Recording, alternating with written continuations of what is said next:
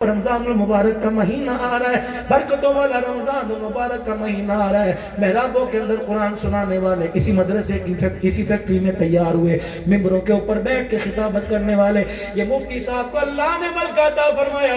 میں پھر خدا کی قسم برادرانہ مخلصانہ انہیں دعا دیتا ہوں، حیاتی ہوئے باغ لگے رہیں، اللہ کرے کبھی اس کھیتی پہ اجاڑ نہ آئے، ان کی نسلوں میں بھی ہمیشہ بہار آئے۔ مفتی صاحب اللہ کی قسم، تیرا سول، تیری شاعری، تیرا کلام ہمارے دلوں کے اندر صحابہ کی محبت پیدا کر گیا ہے۔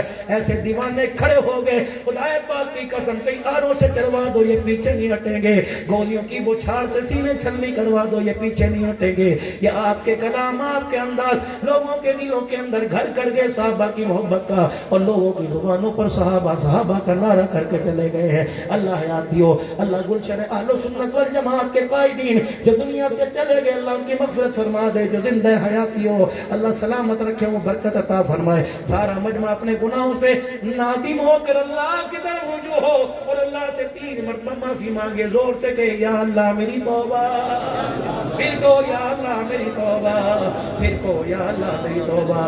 شک نہ کرنا، جو آپ نے مجمع میں اللہ سے معافی مانگی، خدا کی قسم میرے اللہ نے سب کو معاف فرما دیا ہے۔ میرے عزیزوں، قرآن کی ترقی کے لیے اٹھو، اللہ کے دین کی تشہیر کے لیے اٹھو، عظمت قرآن کے لیے اٹھو۔ قادیانی کتا کنجر دلہ کافر میرے عزیزوں آئے ہی حضور صلی اللہ علیہ وسلم کی ختم نبوت پر اٹیک کر رہا ہے، حملے کر رہا ہے۔ جب وہ میرے عزیزوں قرآن کا غلط ترجمہ چھپوا کر میرے عزیزوں تقسیم کر سکتے ہیں، تو کیا تیری میری کمائی کب آئے گی؟ ہم صحیح ترجمہ قرآن کا چھپوا کر اپنی عوام میں تقسیم کیوں نہیں کر سکتے؟